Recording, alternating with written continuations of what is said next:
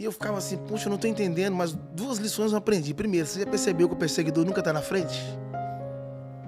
É, né? Tá sempre atrás. Tá atrás. Quando o faraó foi perseguir o povo hebreu, o faraó não tava na frente. O faraó tava atrás. Só que Deus usa o perseguidor atrás para te empurrar para frente. Boa. Não tem como você andar para trás com a perseguição. Boa, boa. E quando eles chegaram diante do mar, eles estavam fechados, porque o mar estava na frente e Faraó atrás. Moisés foi falar com Deus, Deus falou, diga ao povo que marche. Vai marchar para onde se o mar está na frente?